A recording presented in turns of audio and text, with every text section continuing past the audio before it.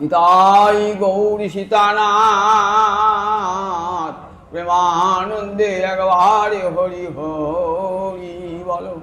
নিতাই গৌরী সীতানাথ প্রেমানন্দে একবার হরি হরি বলো। নিতাই গৌরী সীতানাথ প্রেমানন্দে একবার হরি হরি।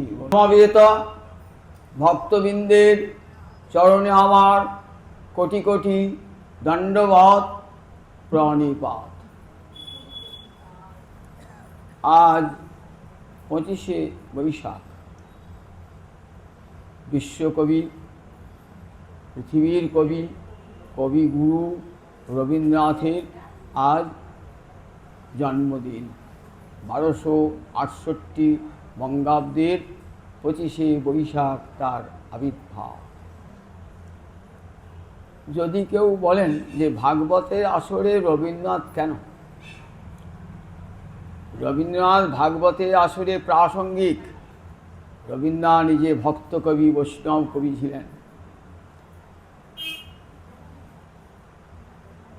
তিনি ভানু সিংহের পদাবলী, বিদ্যাপতির পদাবলীর অনুসরণে ভানু সিংহের পদাবলী রচনা করেছেন। তার সমস্ত গানে ভগবানের কথা। আমার কবিতা লয়ে করে টানাটানি, তোমা পানে ধায় তার শেষ অর্থখানি। ভগবানকে উদ্দেশ্য করে বলছেন, আমার কবিতার কতজনা কত ব্যাখ্যা করে, কিন্তু আমার কবিতার শেষ অর্থ হে ভগবান তোমার কথাই বলে। আমার মাথা নত করে দাও হে তোমার চরণ ধুলার তলে, আমার সকল অহংকার হে আমার ডুবাও চোখের জলে। এ কথা কে বলতে পারে? এ কথা কেউ বলতে পারে? ভক্ত কবি ছাড়া কেউ বলতে পারে না। তিনাদপি শুনিছেন তররিব সহিষ্ণুনা।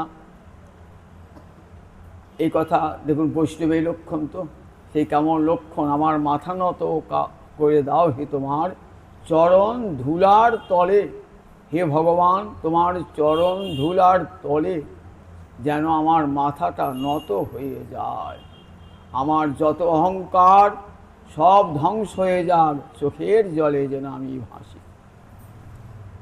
অন্তরমম বিকশিত করো অন্তরতর হে, তুমি আমার অন্তরতর, আমার অন্তরের চেয়েও তুমি প্রিয়।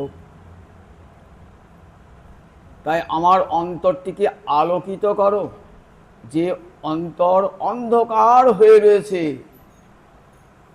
তোমার কথা চিন্তা করে না, অজ্ঞানের আধারে ডুবে রয়েছে যে হৃদয়, সেই হৃদয়টিকে আলোকিত করো তুমি। অন্তরমম বিকশিত করো অন্তরতর হে। রবীন্দ্রনাথের নৈবেদ্য এবং গীতাঞ্জলি পড়লেই দেখবেন সব গোবিন্দ ভগবানের চরণে নিবেদন। রবীন্দ্রনাথের বংশপ্রণাম বৈষ্ণব ছিলেন, পরবর্তীকালে ব্রাহ্ম হয়েছিলেন, কিন্তু এই বৈষ্ণবীয় ভাবটি যায় নাই অন্তরে।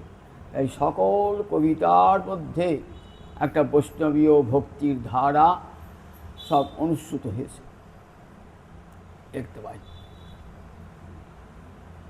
তোমার চরণ পদ্মে মমচিত নিস্পন্দিত করো হে, নন্দিত করো নন্দিত করো নন্দিত করো হে। আমার চিত্ত যেন তোমার চরণ হতে এক মুহূর্ত টলে না যায়, এক মুহূর্ত টলে না যায়, নিস্পন্দিত হয়ে থাকে তোমার চরণে। এ কথা দেখুন, ভক্ত কবি ছাড়া কেউ বলতে পারে?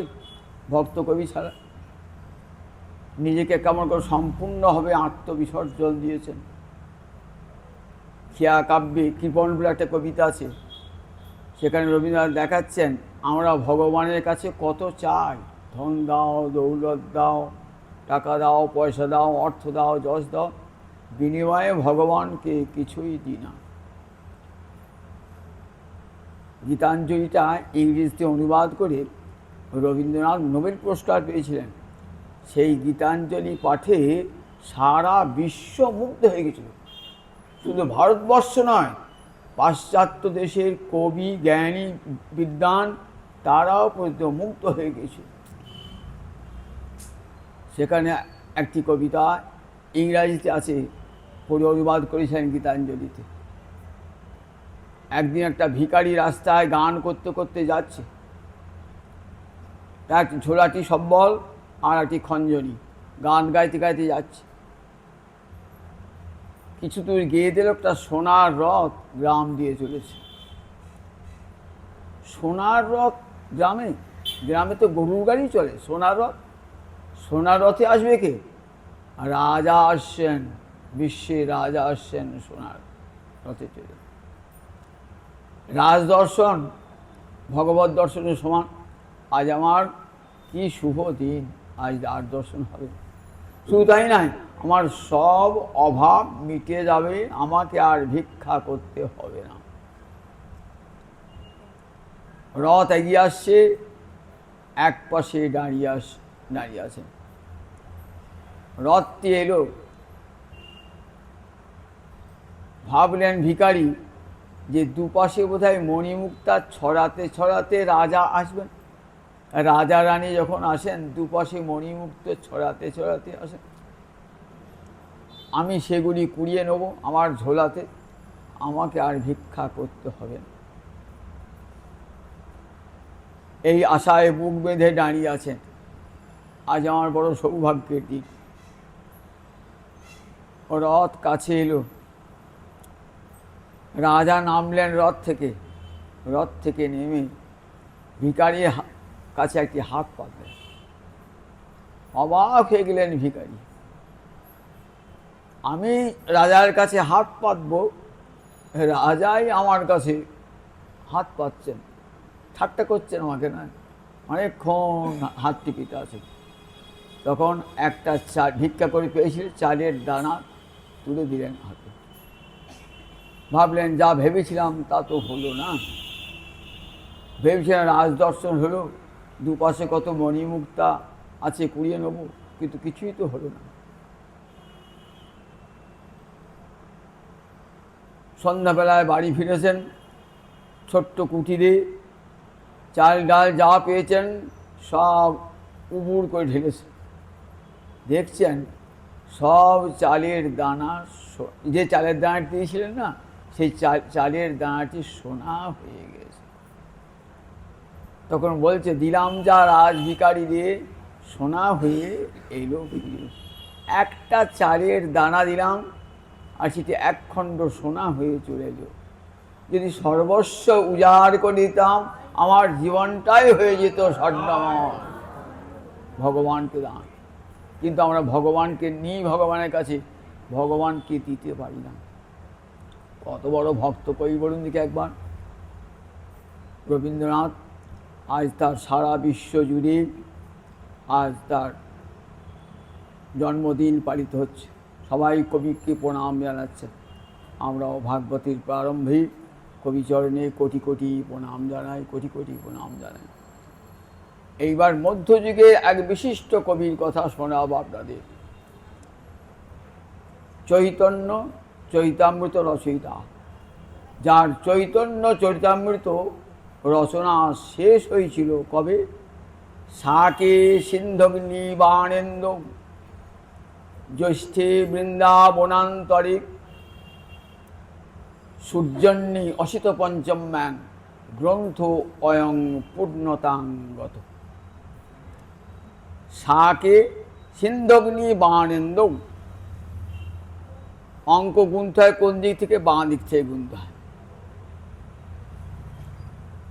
সংখ্যানাং বামত গতি, বাম দিক থেকে। ইন্দু মানে চাঁদ, চাঁদ কটা? একই চন্দ্র, এক। বাণেন্দু, বাণ পাঁচে পঞ্চবাণ 15। অগ্নি, 3 নেত্র, নেত্রতে অগ্নি ঝরে, সমস্ত তেজ প্রকাশিত হয় চোখেতে। আমাদের ভিতরে যে অগ্নি আছে সেটার প্রকাশ কোথায়? সেটার প্রকাশ হলো চোখেতে। 3 নেত্র মানে 2টো চোখ আমরা দেখতে পাচ্ছি, আরেকটা কোথায়? বলে একটা অন্তঃচক্ষু আছে। আপনি যখন স্বপ্ন দেখছেন, ঘুমিয়ে গেছেন, তখন কি দেখবেন? যে ভিতরে একটা চোখ সব দেখাচ্ছে আপনার অন্তরটাকে। এই 3 চোখে অগ্নি, আর সিন্ধু মানে সমুদ্র, 7 সমুদ্র, 7টা সমুদ্র। তাহলে কী দাঁড়ালো? 1537 খ্রিস্টাব্দে জ্যৈষ্ঠ মাসে সূর্য মানে রবিবারে, সূর্যের বার কবে? রবিবার, রবিবারে অসিত পঞ্চম ম্যান, কৃষ্ণপক্ষের পঞ্চমী। বৈশাখ মাসে পূর্ণিমার পর যে কৃষ্ণপক্ষের পঞ্চমী তিথি, সেই পঞ্চমী তিথিতে বৃন্দাবনের মধ্যে আমার এই চৈতন্য চরিতামৃত রচনা সম্পূর্ণতা প্রাপ্ত হয়েছে। 1537 শকাব্দ, ইংরাজি কত খ্রিস্টাব্দ হবে? শকাব্দের সঙ্গে 78 যোগ করলে কত হবে? 1537 সঙ্গে 78 যোগ করুন, 1615 খ্রিস্টাব্দে। আজ থেকে প্রায় 400-450 বছর আগে জ্যৈষ্ঠ মাসে বৃন্দাবনে। সেই তিথিটি গত বৃহস্পতিবার ছিল। সেদিন তো আমার এখানে পাঠ ছিল না। প্রতি বৎসর চৈতন্য চৈতামৃতির জন্মদিন পালন হয়, কিন্তু এবারে হয় নাই। ভাবলাম আমার যেদিন পাঠের দিন আছে সেদিন চৈতন্য চৈতামৃতির কথা আপনাদের শোনাব। কারণ চৈতন্য চৈতামৃত এমন একটি গ্রন্থ যেটি না পড়লে বৈষ্ণব তত্ত্ব জানা যায় না। কৃষ্ণদাস কবিরাজের বাড়ি কোথায় ছিল? এই বর্ধমান জেলার ঝামটপুরের কাছে, বাহরানের কাছে ঝামটপুর। এই ঝামটপুরে কবিরাজ গোস্বামী পাদ জন্মগ্রহণ করেছিলেন 1528 খ্রিস্টাব্দের কাছাকাছি। কেউ জন্মকালটা সঠিক বলতে পারে না। পণ্ডিতেরা আনুমানিক বলেন 1528 খ্রিস্টাব্দের কাছাকাছি কোনো সময় জন্ম হয়েছে। তার সঙ্গে কিন্তু গৌরহরি, ইটাই চাঁদ, অদ্বৈত প্রভু, শিবাস গদাধর কেউ প্রকট ছিলেন না। সেইটির উপর ভিত্তি করে দেখেছেন 1528 খ্রিস্টাব্দে কাছাকাছি কোনো সময়ে কৃষ্ণদাস কবিরাজ জন্মগ্রহণ করেন। পিতার নাম ছিল ভগীরথ, মায়ের নাম ছিল সুনন্দা। কবিরাজ মানে বৈদ্য, জাতিতে বৈদ্য ছিলেন। বৈদ্য কী করে? চিকিৎসক ছিলেন, চিকিৎসা ব্যবসা ছিল তার পিতার। কিন্তু কবিরাজ গোস্বামী পাদ ছোটবেলা হতে খুব মেধাবী, অল্প সময়ে বহু শাস্ত্র শিখে ফেলেছিলেন। তার একটি ভাই ছিল, ভাইটির নাম শ্যামদাস। কৃষ্ণদাস কবিরাজ যখন 6 বছর বয়স, ভাইয়ের যখন 4 বছর বয়স, তখন পিতৃবিয়োগ হয়। কিছুদিন বাদে মাতৃবিয়োগ হয়ে যায়। অনাথ হয়ে গেলেন 2 ভাই। আত্মীয় স্বজন প্রতিবেশীরা 2 ভাইকে মানুষ করলেন। সেইখানে থেকেই শিক্ষালাভ করলেন। ওই শত দারিদ্র্যের মধ্যেও লেখাপড়া শিখলেন আমাদের কৃষ্ণদাস কবিরাজ। কৃষ্ণদাস কবিরাজের গৃহেতে অষ্টপ্রহর হতো। সেই অষ্টপ্রহর উপলক্ষে বহু লোক সমবেত হয়েছে নাম কীর্তন শুনবার জন্য। এসেছেন নিতাই চাঁদের শিষ্য মীনকেতন রামদাস।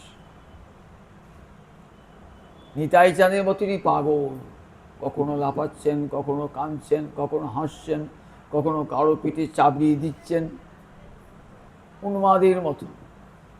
হাতে একটা বাঁশি। এসে কবিরাজ গোস্বামী খুব আদর করে আপ্যায়ন করলেন।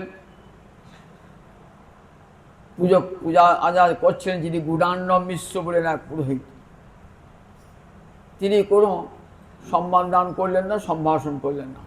তাকে দেখেই বলছে, এই দেখো, ইনি হলেন সেই রোমহর্ষ ঋষি, 3য় রোমহর্ষ ঋষি। দেখেছ? যে রোমহর্ষ ঋষি নিত্যানন্দকে দেখে, বলরামকে দেখে উঠে দাঁড়ায় নাই।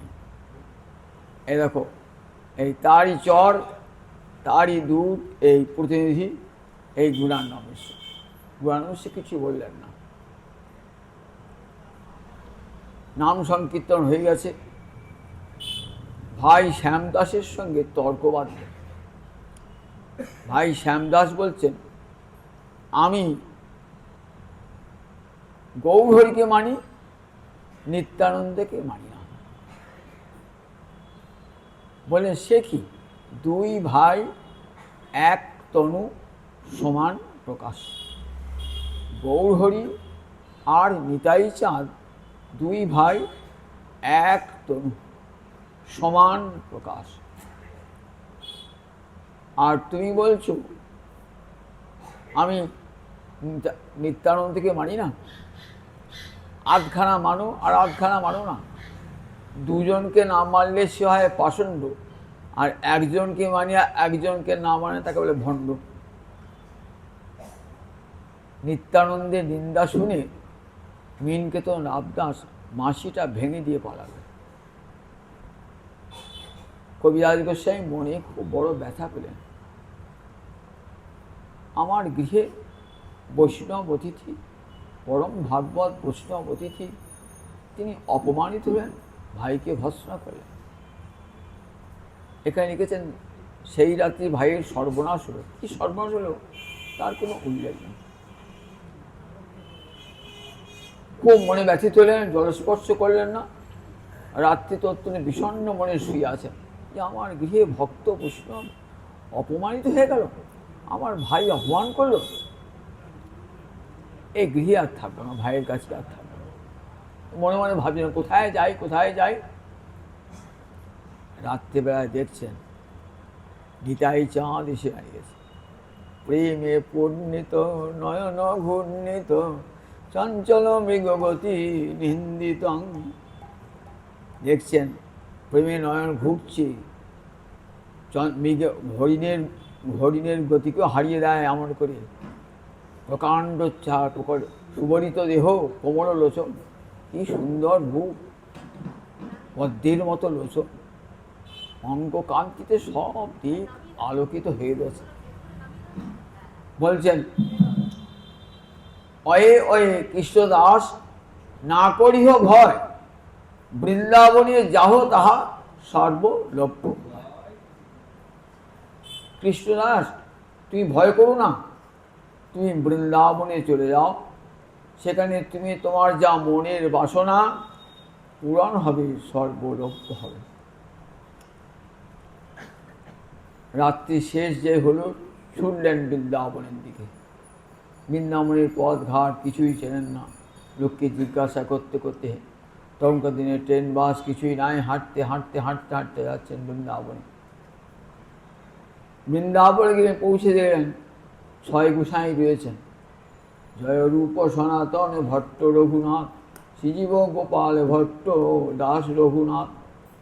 এই ছয় গোসাই গুরু যে শিক্ষা, গুরু যে আমার। এই ছয় গোসাইয়ের চরণ তলে আশ্রয় গ্রহণ করলেন। তাদের কাছে শিক্ষা দীক্ষা, সনাতন রূপ সনাতনের কাছে, শ্রীজীব গোস্বামীর কাছে শিক্ষা দীক্ষা আরম্ভ। ভক্তিশাস্ত্রের সুপণ্ডিত হইলেন অতি অল্প দিনের মধ্যে। ভারতবর্ষের 6টা দর্শন তার নখ দর্পণে।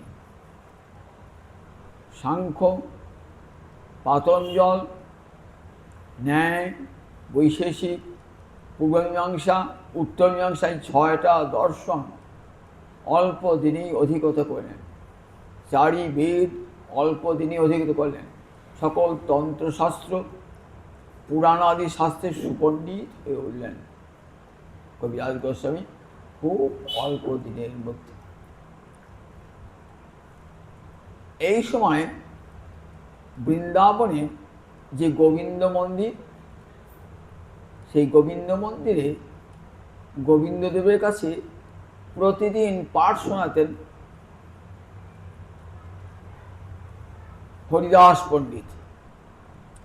ইনি ছিলেন গদাধর পণ্ডিতের অনুশিষ্য। গদাধর পণ্ডিতের শিষ্য ছিলেন অনন্ত আচার্য, আটিসারার অনন্ত আচার্য। সেই অনন্ত আচার্যের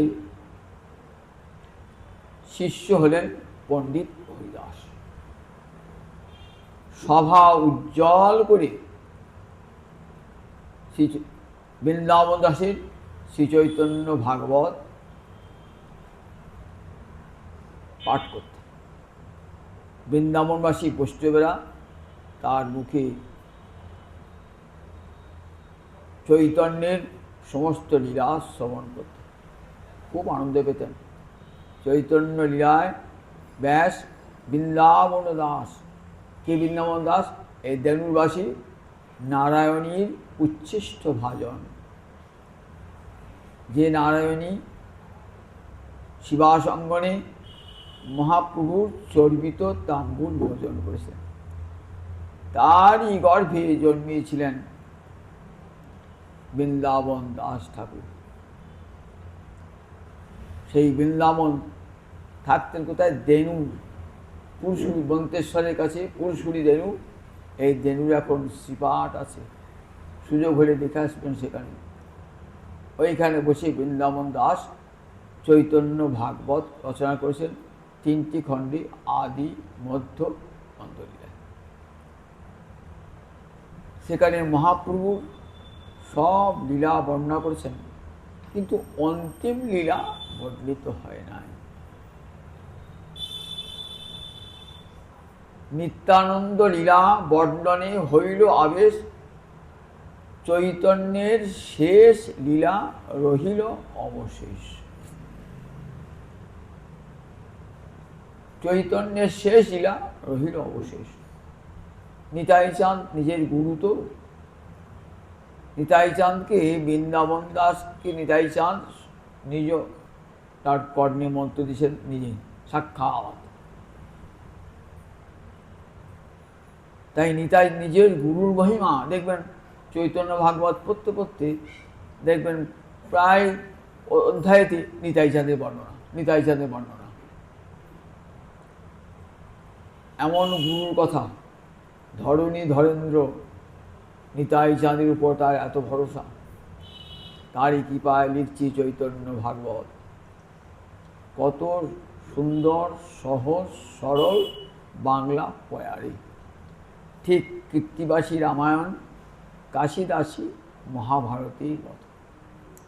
যারা চৈতন্য চৈতামৃত পড়তে পারবেন না, তারা বৃন্দাবন দাসের চৈতন্য ভাগবত পড়বে।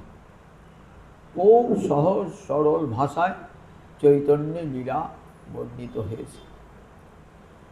কিন্তু মহাপ্রভুর অন্তিম লীলাটা, যেটা আমরা দেখতে পাই, মহাপ্রভু সন্ন্যাস পর্যন্ত একটি লীলা, সন্ন্যাসের পর ভারতবর্ষে 6 বছর ভ্রমণ, সেটিকে মধ্যলীলার অন্তর্গত। আর শেষ লীলা হল গম্ভীরা লীলা। গম্ভীরায় বসে মহাপ্রভু কৃষ্ণ বিরহে দিবারাত্র কান্তে।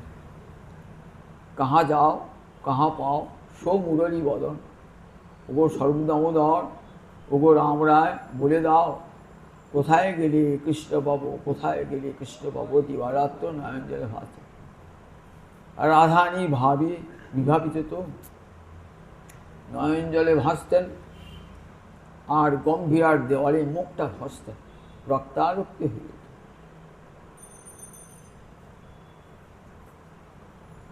বাইরে গোবিন্দ বলছেন, প্রভু অনেক রাত্রি হলো, এবার নিদ্রা যাও প্রভু, এবার নিদ্রা যাও প্রভু। সারাটি রাত ইনিয়ে বিনিয়ে কাঁদছেন। ঠিক যেমন করে রাধারানী মাথুর বিরহে কৃষ্ণের জন্যে কেঁদেছিলেন, তেমনি করে মহাভাব স্বরূপ দ্যুতি সুবলিত, রাধা ভাব দ্যুতি সুবলিত সেই গৌরাঙ্গ হরি দিবারাত্র কাঁদছেন, গম্ভীরার মন্দিরে নয়ন জলে ভাসছে। সেই যে অন্তিম লীলা, কত মধুর লীলা আমরা শুনেছি, গোবিন্দ মন্দিরটি শুনেছি মহাপ্রভুর অন্তিম লীলা। কত সুন্দর করে চৈতন্য চৈতামৃতে তার বর্ণনা আছে। কখনো ঘর থেকে বেরিয়ে যাচ্ছেন, কেউ জানতে পারছেন না, গোবিন্দ ঘুমিয়ে গেছেন, চরণতলে শঙ্কর দামোদর পণ্ডিতের ভাই আছে, জানতেই পারছেন না কখন চলে গিয়েছেন গৌরহরি ঘর থেকে বেরিয়ে কোথায় পড়েছেন, যেখানে গাভীর আছে গোয়ালে গিয়ে কোথাও কুষ্মাণ্ড মূর্তি ধারণ করেছেন, কুমড়োর মতন সব হাত পা ঢুকে গেছে। কোথাও দেখছেন পড়ে আছে, হাত পা লম্বা লম্বা হয়ে গেছে। কোথাও দেখছেন সমুদ্রের জলে ঝাঁপ দিয়েছেন, জালিয়া তুলেছে তাকে জালেতে। জালিয়া ভেবেছে বুঝি একটা ভূত এলো। সর্বদামরা বললে, কাউকে দেখেছিস? বলে, হ্যাঁ, জালেতে আমার একটা ভূত উঠেছে। তা নিষিদ্ধদেবের নাম করছি? বলে, হ্যাঁ, যত নিষিদ্ধ নাম করছি না তত ভূতটা জড়িয়ে জড়িয়ে ধরছে। বলে, চ দেখাবি? চলে গেলেন। দেখে দিচ্ছেন মহাপ্রভু পড়ে আছে, কানে গিয়ে হরে কৃষ্ণ কৃষ্ণ কৃষ্ণ হরে হরে, হরে রাম রাম রাম হরে হরে। যেই কানে বলেছেন না, সঙ্গে সঙ্গে আমার মহাপ্রভু চৈতন্য ফিরেছে। চটক পর্বত দেখলি বলছে গোবর্ধন পর্বত। কোনো সরোবর নদী দেখলি পারি মনে হচ্ছে দেখছি যেন যমুনা নদী দর্শন করছে। কোনো বন দেখলি ভাবছেন বৃন্দাবন দর্শন করছে।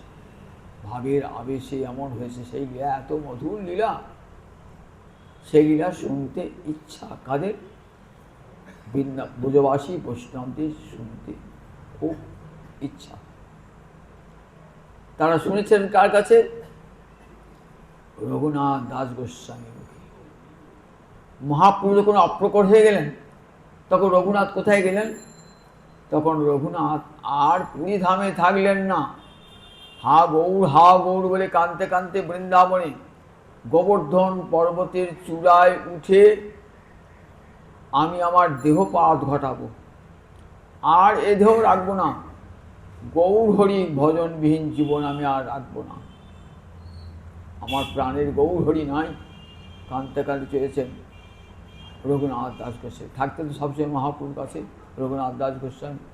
কাঁদতে কাঁদতে গিয়েছেন রঘুনাথ, চোখের জলে ভাসতে ভাসতে। কোথায় থাকতেন? রাধাকুণ্ডের তীরে। অনেক বৃদ্ধ হয়ে গেছেন, কাঁদতে কাঁদতে অন্ধ হয়ে গেছেন। তথাপি রঘুনাথের নিয়ম যেন পাষাণের রেখা। ভালো করে চলতে পারছেন না, ভালো করে হাঁটতে পারছেন না, খাওয়ানো না, সামান্য একটু মাঠা ঘোল খেয়ে জীবনটা ধারণ করেছেন। আর দিবারাত্র অঞ্জলি হা রাধে বলে কাঁদছে, একবার দেখা দাও রাধে। রাজার ছেলে রঘুনাথ দাস গোস্বামী বাদ মলিন বসন দিয়ে গায়, ব্রজের ধুলায় গড়াগড়ি যায়। রাধানী, আমি যে তোমার দাসী, একবার দেখা দেবে না দাসীকে? জীবনে যে বড় স্বাদ, তোমার দাসী হব, তোমার সেবা করবো, এই বলে দিনরাত কাঁদছে, চোখের জলে ভাসছে।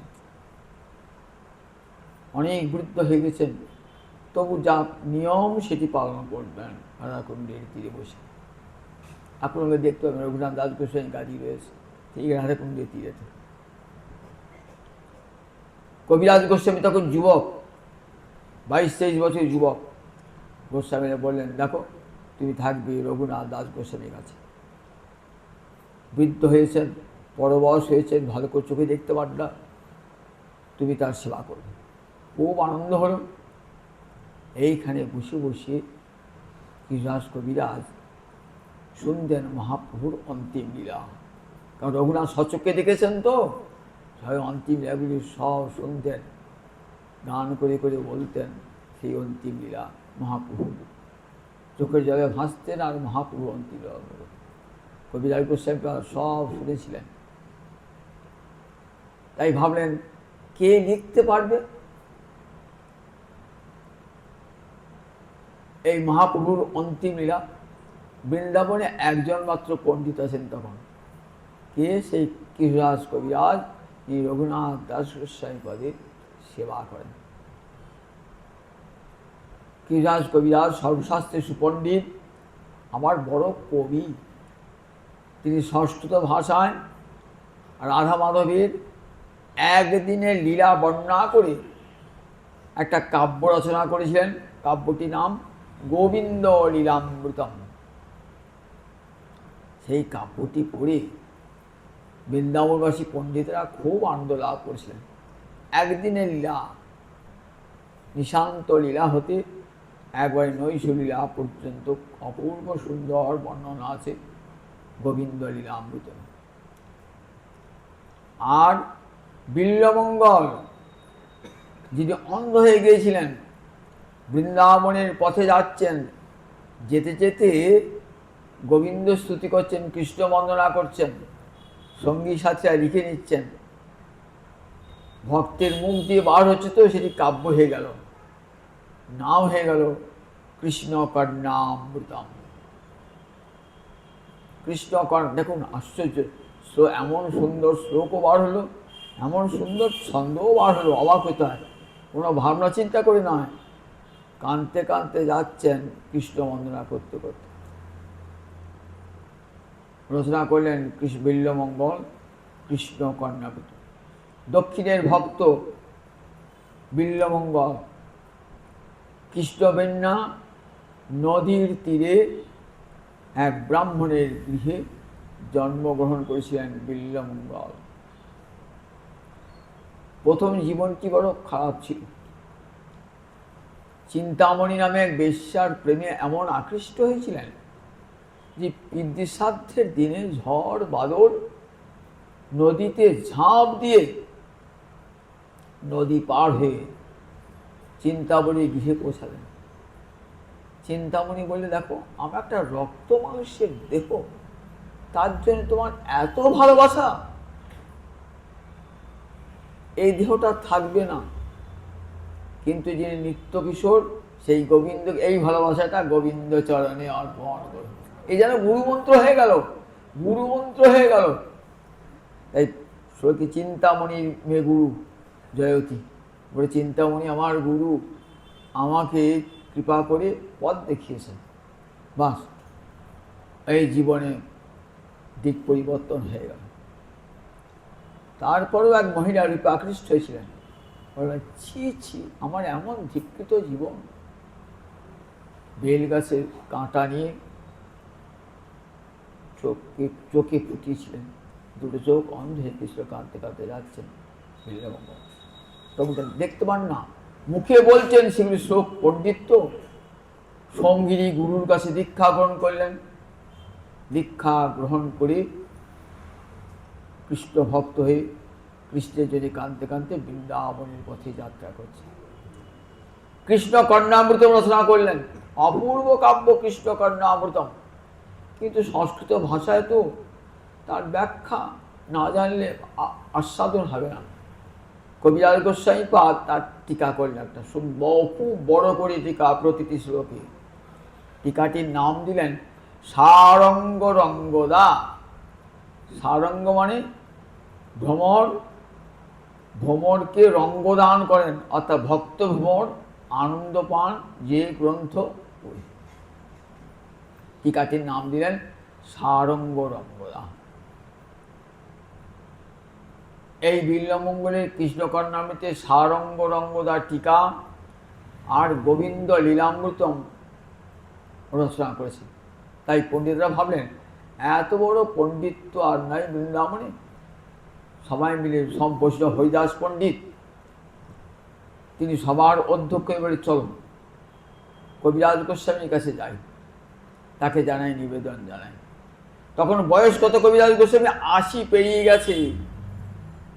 তখন গিয়ে সব বৈষ্ণবরায় গিয়েছেন, জোড়হাত করে বলছেন, হে কবিরাজ গোস্বামী পাদ,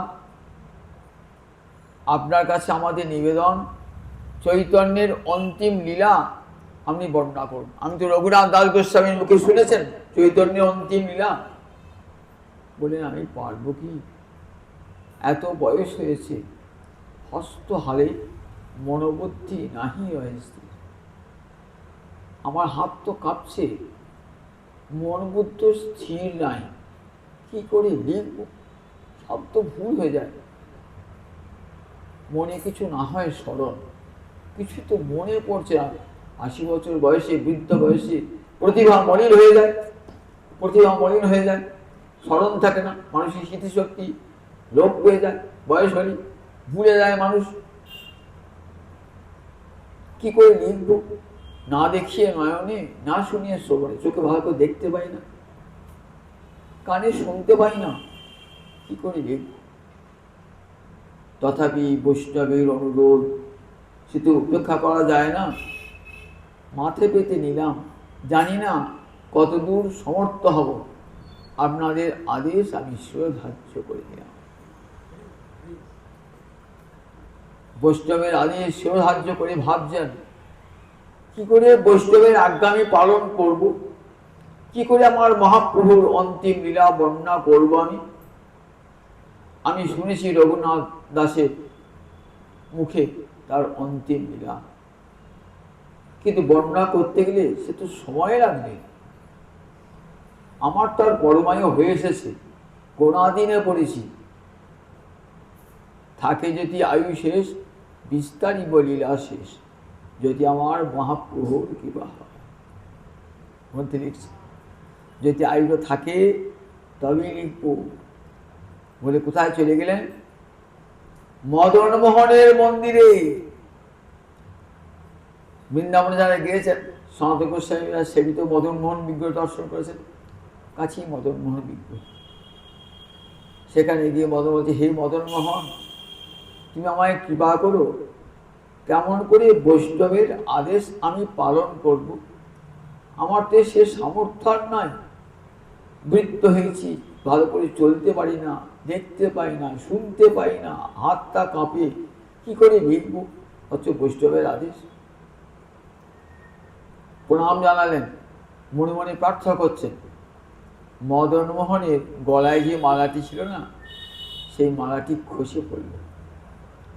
পূজারী গোস্বামী সেবক ছিলেন, মালাটি এনে দিলেন কবিরাজ গোস্বামীর হাতে, বললেন, মদন মোহনের আজ্ঞামালা তুমি লেখো, মহাপ্রভুর অন্তিম লীলা, এটা মদন মোহনের আজ্ঞামালা। ওইখানে বসেই মঙ্গলাচরণের শ্লোক কথা, মন্দে শ্রীকৃষ্ণ চৈতন্য নিত্যানন্দ সহদিত গৌরদয়ে পুষ্পবন্ত চিত্র ছন্দ তমনুত, একসঙ্গে গৌরহরি তাই চাঁদকে বন্দনা করছে।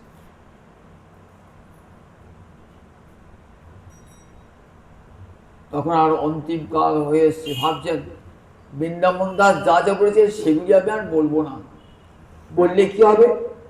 আমার পূর্বসূরি বৃন্দাবন দাস যিনি সাক্ষাৎ বেদব্যাস, তার অমর্যাদা হবে।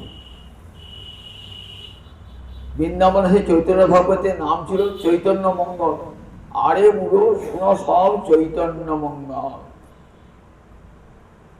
দেখো বৃন্দাবন দাসের লেখা, দেখো যেন সুখের পাঠ। বৃন্দাবন দাস মুখে বক্তা শ্রী চৈতন্য, বৃন্দাবন দাস মুখে বক্তা শ্রী চৈতন্য, স্বয়ং শ্রী চৈতন্য বক্তা হয়ে এই চৈতন্য ভাগবত রচনা করিয়েছেন। নাম ছিল চৈত্র মঙ্গল, পরে বৃন্দাবনের বৈষ্ণবের নাম দিয়েছে চৈতন্য ভাগবত। বৃন্দাবন দাস মুখে বক্তা শ্রী চৈতন্য। বৃন্দাবন দাস যে যে লীলাগুলি বর্ণনা করেছেন, সেই সব লীলাগুলোর বর্ণনা করে কেবল সূত্রাকারে দিয়েছেন। অন্তিম লীলা যদি বর্ণনা করতে না পারেন, দেখবেন মধ্য লীলার মাঝে মাঝে ওই অন্তিম লীলার কথা লিখে যাচ্ছেন। যদি শেষ করতে না পারি, তাহলে সূত্রাকারে থাক, পরবর্তীকালে কেউ এসে লিখবে। তাই মনে যেন এই গ্রন্থ শেষ হয়ে গেল, তা নয়, সূত্রাকারে লিখে গেলেন, যাতে পরবর্তীকালে যদি না লিখতে পারি তাহলেও অনেক কিছু জানবেন বলে। বিশাল চৈতন্য চৈতামৃত ৬২টি পরিচ্ছেদ ৩টি অধ্যায়ে রচিত হল। নিজেই রচনা করলেন বহু সংস্কৃত শ্লোক, আবার বিভিন্ন শাস্ত্র হতে কত শ্লোক পড়লে দেখবেন যে হেন শাস্ত্র নাই যে কবিরাজ গোস্বামী পাঠ করেন না। সব শাস্ত্র যেন নখদর্পণে সরস্বতী মুখে বসে যেন সব লেখাচ্ছে, হৃদয়ে বসে যেন সব লেখাচ্ছে। কি অপূর্ব ভাষা ছন্দ! আমাদের চিরকালের ধারণা যে দর্শন শাস্ত্র বড় কঠিন, সংস্কৃত ভাষা ছাড়া দর্শন হয় না। বাংলা ভাষায় কেউ দর্শন লিখতে পারে না। কবিরাজ গোস্বাই পাশ সে ভুল ভেঙে দিলেন, পয়ার বাংলা পয়ার ছন্দে সেই দর্শন তত্ত্ব রচনা করলেন। তাই শুধু কাব্য নয়, দার্শনিক কাব্য বড় কঠিন মাঝে মধ্যে। চৈতন্য লীলা তো বর্ণিত হয়েছি, মাঝে মাঝে কত কৃষ্ণ তত্ত্ব, রাধা তত্ত্ব, মঞ্জরি তত্ত্ব, সখী তত্ত্ব, ভক্তি তত্ত্ব কত সুন্দর করে বর্ণনা করছেন, যেগুলি পড়লে গোটা বৈষ্ণব দর্শনটাকে আমরা ভালো করে জানতে পারছি। আর কিছু না পড়ি, যদি চৈতন্য চৈতামৃত পড়ি, তাহলে আমরা বৈষ্ণব দর্শনকে এক রহমায় জানতে পারব। শেষে লিখলেন চৈতন্যের অন্তিম লীলা। থাকে যদি আয়ু শেষ, বিস্তারিত লীলা শেষ, যদি আমার মহাপ্রভুর কৃপা হয়। অন্তিম আমার অপূর্বভাবে সেই অন্তিম যা যা শুনেছেন তিনি, সেই অন্তিম লীলা বর্ণনা করছে, অতি সুন্দরভাবে বর্ণনা করেছেন। সাক্ষাৎ মহাপ্রভু দর্শন করেন নাই, তার অন্তিম লীলা দর্শনও করেন নাই, কিন্তু রঘুনাথ দাসের মুখে শুনে সেগুলি সব লিখেছেন, অপূর্ব সুন্দরভাবে লিখেছেন মহাপ্রভুর অন্তিম লীলা। একমাত্র চৈতন্য চৈতামৃতে আমরা পাই মহাপ্রভু অন্তিম লীলা। এরপরে চৈতন্য ভাগবত, চৈতন্য মঙ্গল কোনো গ্রন্থেই পাই না। এই বিশাল গ্রন্থ রচনা করে বিশ্ববাসীকে উপহার দান করলেন। 3 অমৃতে ভাসাইলা এতিল ভুবন। 3টা অমৃত কি কি? বিল্বমঙ্গলের কৃষ্ণ কর্ণামৃত, গোবিন্দ লীলামৃত আর চৈতন্য চৈতামৃত। 3 অমৃতে ভাসাইলা এতিল ভুবন। গৌর গোবিন্দ লীলা শুনিতে বলেছিলা, দেহ কইলা চৈতন্য চরিত। গৌর গোবিন্দ লীলা যা শুনে পাষাণ পর্যন্ত করে যায়। কৃষ্ণদাস কবিরাজ রসিক কত মাস, দেহ কইলা চৈতন্য চরিত। বললেন দেখো, গৌর গোবিন্দ লীলা শুনিলে বল হয়েছিলাম, তাহাতে না হইল মোর চিত। নট ঠাকুর কাঁদছে, তাতে আমার চিত্ত হলো না। কবিরাজ গোস্বামী পাদ এমন উপহার দান করলেন বিশ্ববাসীকে, চৈতন্য চৈতামৃতম। সেই চৈতন্য চৈতামৃতম গত বৃহস্পতিবার বৈশাখ মাসের পর কৃষ্ণপক্ষের পঞ্চমী, সেই পঞ্চমীতে বৃন্দাবনে বসে রচনা করেছিলেন। সম্পূর্ণতা এই গ্রন্থ রচনা করতে 10টি বছর লেগেছিল। সারা বিশ্বে প্রশংসিত, কত ভাষায় অনুবাদ হয়েছে, অনেক ভাষায় অনুবাদ হয়েছে। লন্ডনের মিউজিয়ামে এই ইংরাজি অনুবাদ 3 খণ্ডে বিশাল অনুবাদ চৈতন্য চৈতামৃত। বিশ্বের যত ভক্ত বৈষ্ণব পণ্ডিত তারা উচ্চস্বরে সাধুবাদ করেছেন এই চৈতন্য চৈতামৃত পড়ে। এমন এক গ্রন্থ যেটি পড়লে পরে ভারতবর্ষের দর্শনকে অনায়াসেই জানা যায়। সেই চৈতন্য চৈতামৃত রচয়িতা কৃষ্ণদাস কবিরাজের চরণে আজ কোটি কোটি প্রণাম জানাই। তার রচিত চৈতন্য চৈতামৃতকে কোটি কোটি প্রণাম জানিয়ে এইখানে হরিকথার বিশ্রাম। জয় নিতাই, জয় নিতাই, জয়।